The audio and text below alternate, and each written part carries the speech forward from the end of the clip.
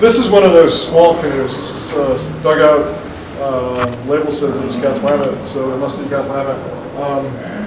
And this is the kind of canoe that I described when I was talking about the women near Cathlamet, loosening Wapato and then filling the canoe and portaging it across, putting it in the lake river, and then maybe having a child or themselves take it back up and unloading it and bringing it back. So this is that small canoe that gives you access to shallow waters, wetlands, things like that, as well as larger waters. The one that I jokingly referred to as sort of Volkswagen of the coast. It's really nice.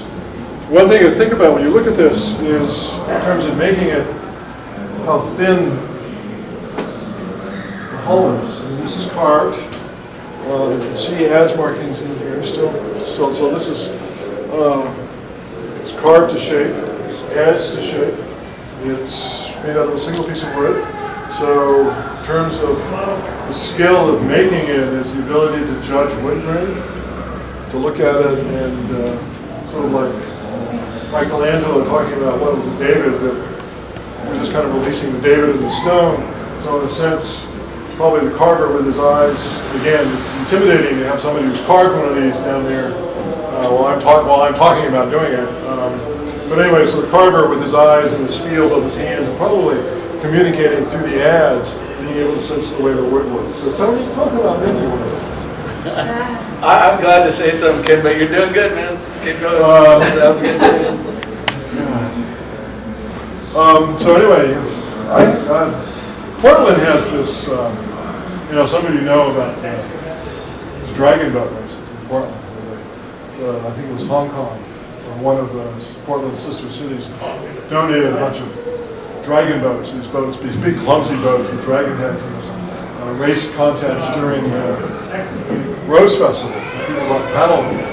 And I've been trying to convince people to bring in one of these with a 30-foot canoe and just kind of do circles around the dragon boats while they're racing. I'd much rather see a Chinook canoe race in Portland during the Rose Festival than dragon boats. You guys need to know. So any questions? Yeah, I do. The oars.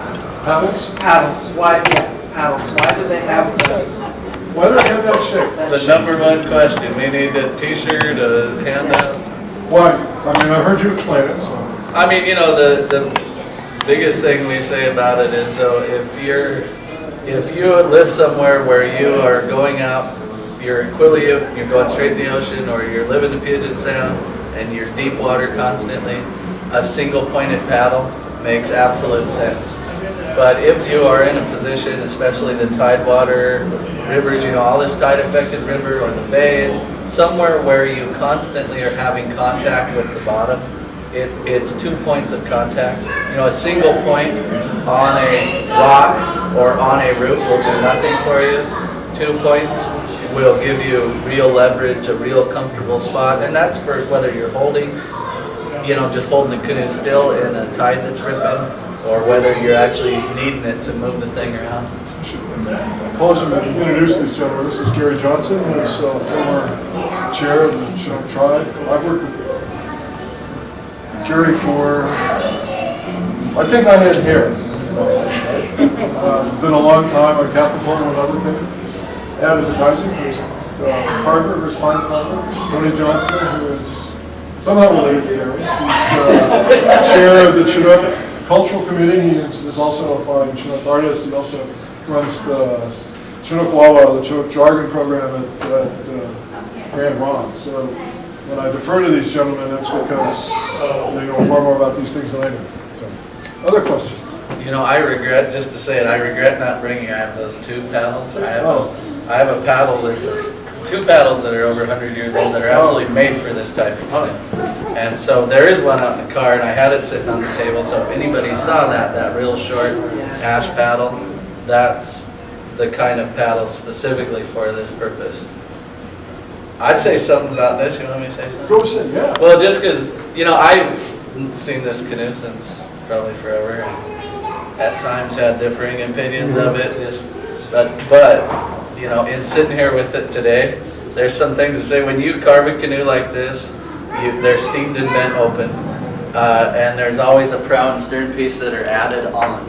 And something you wouldn't notice, because this canoe is so small and it's so dark and it's cruddy lighting, you wouldn't notice it, but this thing, I mean, this has every single detail that we would do in any size canoe all the way through. So even though this is really small and you would suspect you could just carve all this out of a single log, this little stern piece is actually an addition. It's been carved separately.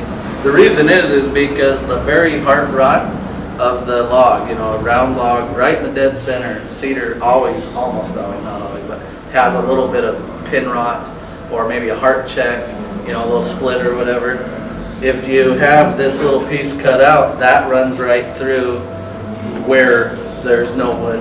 You know, it just runs through about a stern. So you cut that out, in essence. You have this piece of wood, you cut it out, and then add this prow piece in as an integral solid piece of wood, or the stern piece here, sorry, and a prow piece. But you wouldn't notice it really because this thing is so nicely made in its way, and it's so fine, all these patches. But the other thing, so there is a ton of patches in this canoe. This stern is an addition, the prow's an addition, and the absolute coolest thing about this in my mind is, so here's this little prow piece added on. It's right here, this is an addition. And then right here, up into the prow piece, which is how you build it in a regular canoe too, is starts a strip. And you see that? Yeah. Here's an absolutely, you know, integral to it. You'd never notice it was there, but both sides, this starting right here, all the way down through the back is a piece of Doug fir, which is a heck of a lot stronger piece of wood.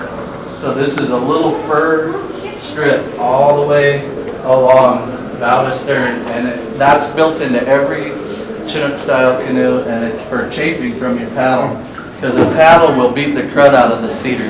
The cedar will just shred up, fall apart. But you've got this piece of fir running along there, and it'll take all the abuse that your paddle is giving it. So even though this is a tiny little canoe made for, you know, something very simplistic, whatever, it's absolutely cool that it's got all that stuff built into it. How is that attached? You know, usually they're pegged through. There are a few pegs around here you can find. I think there's also some nails in this. This looks like it was nailed on. But again, if you look at it, you never see it, right? You just don't see it. And so there's an addition here. There's a whole big patch here. We were discussing what this is. This is probably actually just a patch pushed through. It was fitted in here, and instead of carving it out, they just left it for whatever reason. But that's a patch. I mean, this is a whole addition of wood right here. So, you know, this canoe probably had a long life. And as they get really thin like this, canoes are carved thin, but like the canoe that's over at Fort Clatsop inside, and this, you can see the years of maintenance, right? You can see they get so thin. That canoe at Fort Clatsop, it's almost like you can see into it. It's almost translucent because it's been oiled and carved so many times. And I would say this is what's going on here. This thing probably was, you know, not a lot thicker, but somehow thicker, and just been reburned, resealed, all these. This is not a kind of a patch that's probably there at the start. Some of these maybe, but most of them were probably just made through use. You know, they beached this thing so many times that this shredded up, and they just had to stick a new piece of wood in there. And that's a really typical place to patch.